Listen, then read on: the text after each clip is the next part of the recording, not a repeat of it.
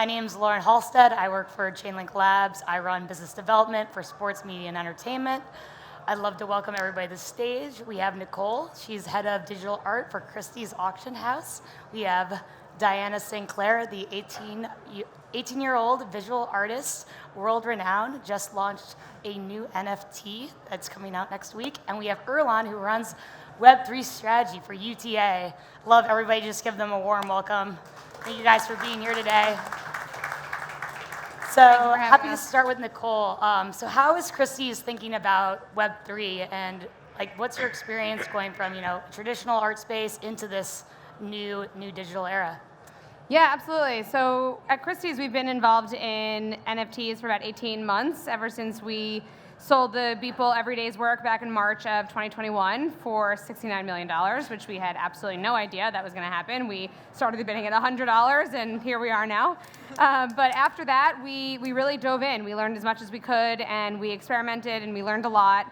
And over time, through conversations with artists and collectors, it really became clear that in order for Christie's to be a serious player in the NFT art market, we really needed to develop an on-chain platform. So we have been working behind the scenes for a bit now, and then post the Ethereum merge, we really felt it was a good time to launch, given the sustainability benefits.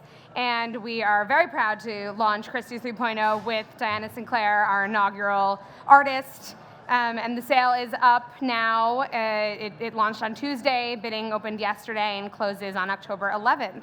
So very quick snippet, but looking forward to discussing in more detail as we continue. Yeah, Diana, so we'd love to hear from you, the artist herself. So what's your experience in Web3? And I'm just happy just for you to dive in and tell us about your story. I have been in this space for about a year and a half now. I got started in February of 2021. I was encouraged into the space by a really good friend of mine who's now the highest selling woman in NFTs. She sold a $2 million piece with the Tor project. And she pushed me to start minting my photography back before photographers were really minting their artworks. It was mainly stuff like Beeple, 3D artwork.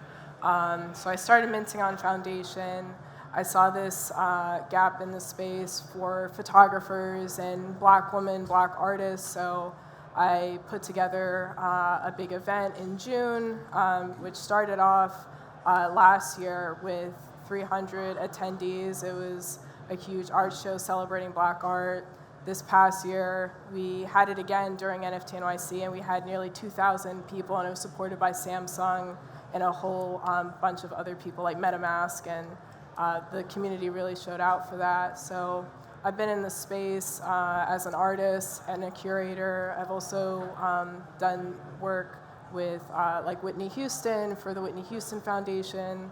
I sold an NFT back in last December for $1 million for her foundation. That was on Tezos. And now coming back around, this year, we're getting back into the fall, into the winter. I spent a lot of this year working on the project that we're doing at Christie's, the inaugural sale. I put together 9 artworks for an exhibition titled Phases. And it just went live. So working with them has been great. I think it's a great moment for digital art and for the traditional art world to start recognizing digital art as a means of expression that's valuable and ready also for the larger traditional art market.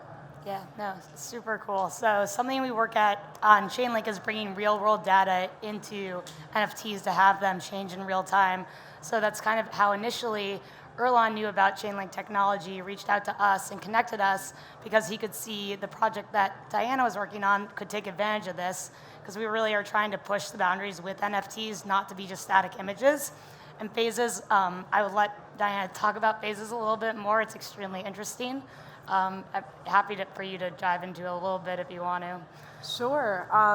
So like I said, taking the digital art space, I think, to a wider market with Christie's 3.0, that's a really big step for digital art. And back in our early conversations, we talked about how important it was to create a series that was inclusive of the steps and the dynamic functions that we could add to digital art that you can't have in traditional artwork usually. So we had the devs from Chainlink work with the artworks and make them dynamic so that they were responsive to time, which is what the exhibition is about. It's titled Phases because it's about the impermanence of life and the impermanence of life phases. It's about death and transition. So we added functions to the artwork, like one of the artworks dies over time. If it's transferred, it's about how if we were to let go of our fear of death, then we would actually gain more life. So if it's transferred, the artwork resets and it doesn't die, it continues on. We have an artwork that changes over time to represent how memories degrade over time. So on the blockchain, every week it updates. And those are just two examples of the artworks, but working with Chainlink, we were able to develop a series of artworks that communicates a really deep concept that in a way that you can only really do with digital art. So that's what it's about. Thank you. And Erlan, so how did you discover Diana, and how did you get connected to this group of people? Love to hear your story. First of all, great event, by the way. I think thank you. Whoever's hosting events should take lessons from Chainlink. This is great. But yeah, no, I mean, working with one-of-a-kind talent like Diana requires constant, 360 view of the space. And the biggest challenge is, if you have, again, amazing talent, is putting them in touch with amazing, tech providers and developers and all of that. And, they're usually, a lot of people that can build stuff, but we usually want A+ talent that can build the best stuff for our talent. And that's why, especially when we started talking about dynamic NFTs and the shapes and forms and some of the off-chain data that will need to be implemented, Chainlink was a no-brainer personally, and I've been a big fan as well, as you know, of the company and the brand and the product. And I'm also a gamer myself, so what they're doing on the VRF side of things is pretty exciting. Therefore, I thought there could be interesting synergies there, and yeah, it seems like it worked out. Very excited about the project, and whenever we were introduced to developers as well, I want to give them a shout out. Adam is here. They built a very cool product, and as long as Diana's happy, but we're also providing that unique and smart and efficient technology. I think that's the end goal for us. Very cool. So how do you guys, and anybody's welcome to answer, how do you think the traditional art world is reacting to this new transition to the digital art world? Because initially when I had conversations, with high-end artists, everybody was obsessed with putting the physical art on the blockchain. Like that was always, how do we do that?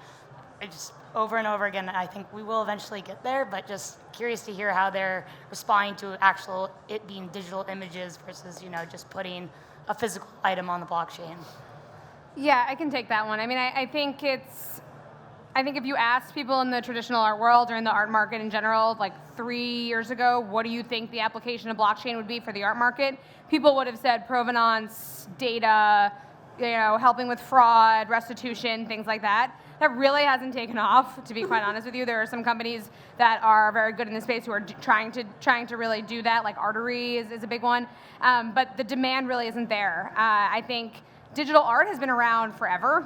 Artists have been doing new media art for years. The New Museum, for example, is a great collection of new media and digital art and light installations and video. And Nanjum Paik, for example, has a very, very long career as a video artist. But the technology of NFTs coming around in the last 2 years, I'd say, in terms of gaining in popularity, is really what enabled digital artists, and correct me if I'm misrepresenting, but really what enabled digital artists to ascribe scarcity and value to a medium that definitely already existed, but now was able to kind of shoot up into the canon of art history as a serious collecting category within current contemporary art collections. So I think the way the traditional art market is viewing it, to answer your question, is, it's really just another medium of contemporary art, and it deserves just as much attention as painting and sculpture and drawing and whatever else you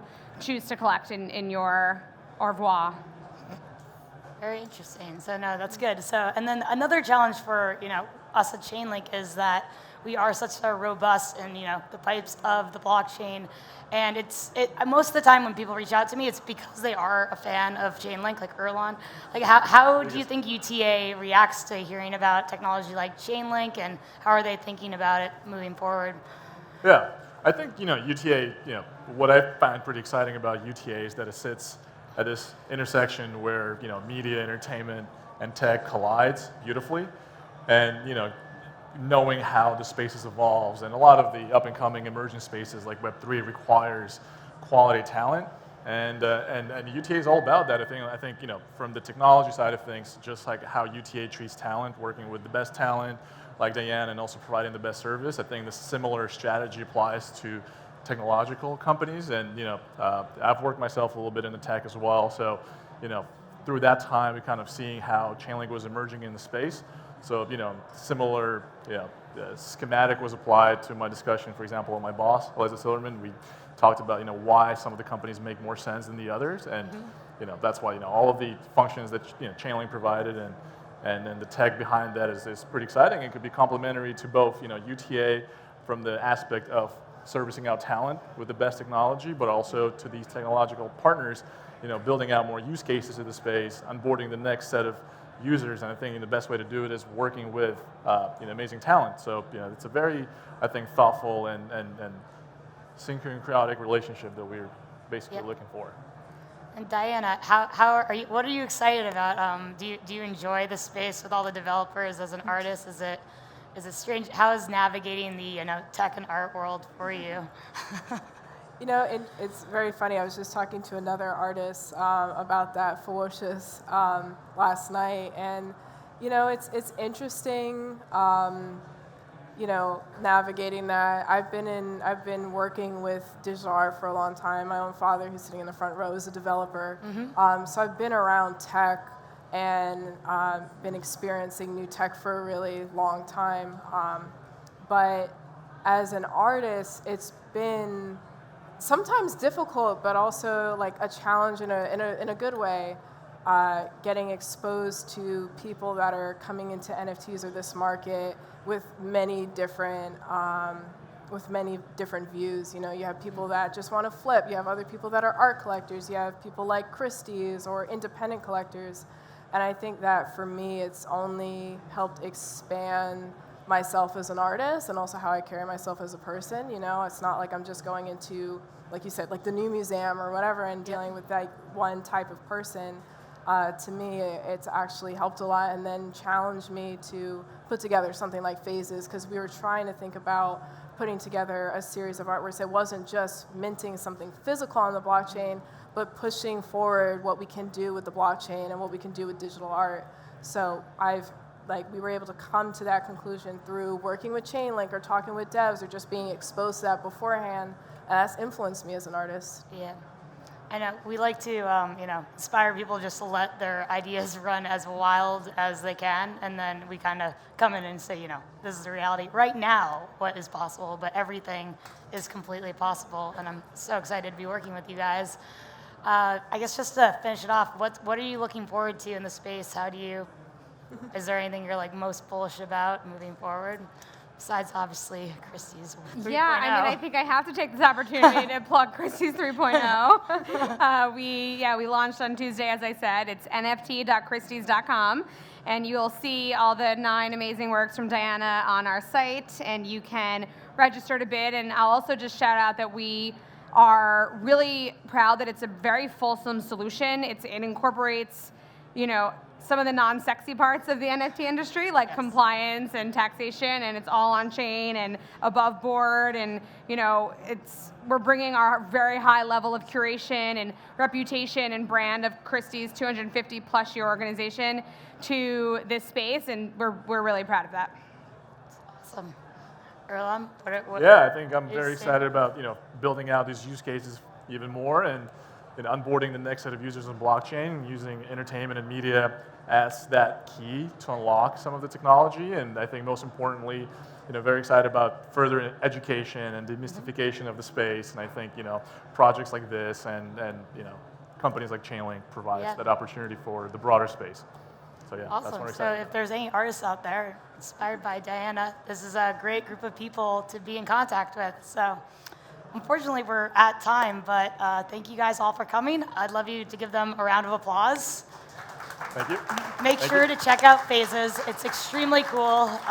It plays all about reality and how reality is ever changing. So it's something that's dear to my heart. And thank you guys for being here today. Thank you for having Thanks us. for having us. Thank you. Bye.